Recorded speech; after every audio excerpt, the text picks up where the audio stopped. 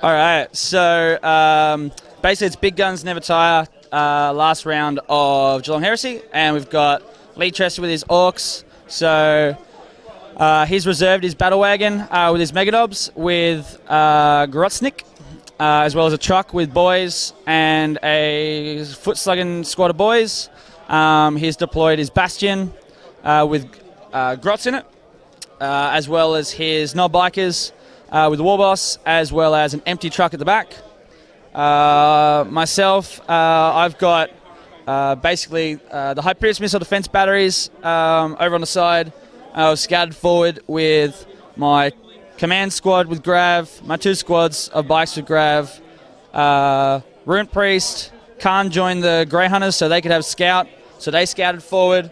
And I got a drop pod with some melter guns, combi melters in reserve, being Wolfguard.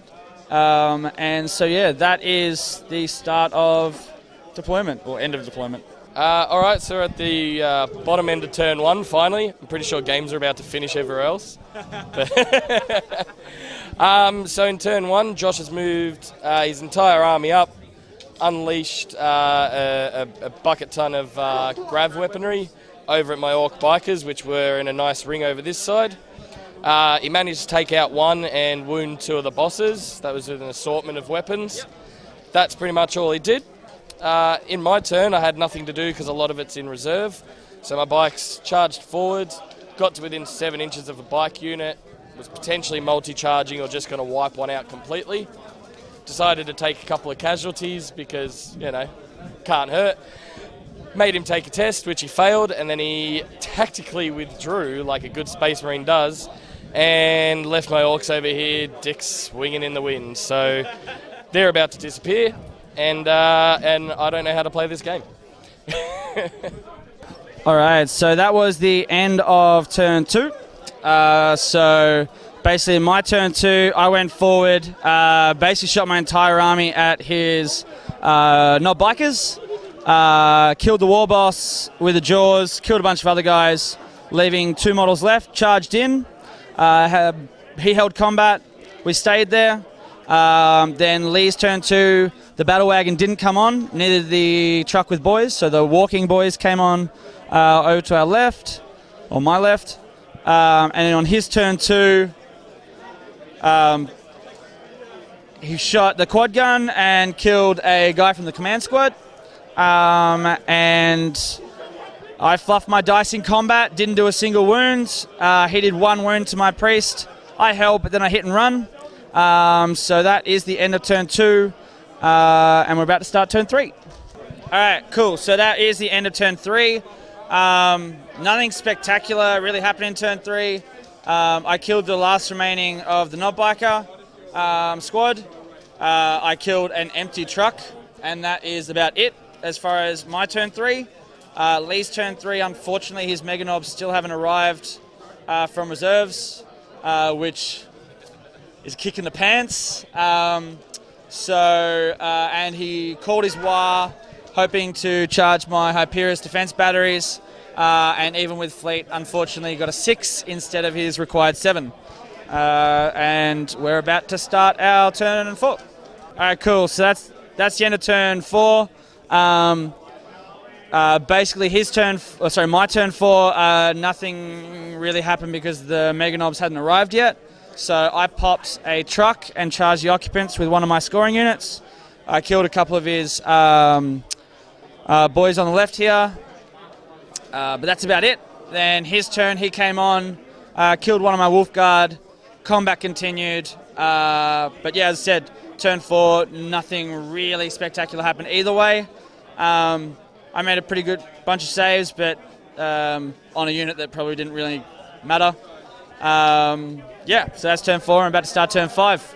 Yeah, so we're just doing a quick recap of turn 5.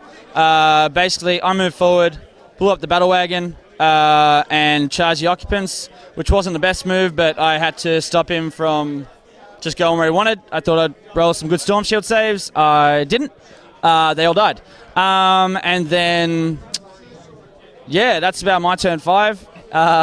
Lee's turn 5, he charged my scoring unit in his deployment zone, stopping me getting line breaker. I guess, and also stopping me contesting his objective.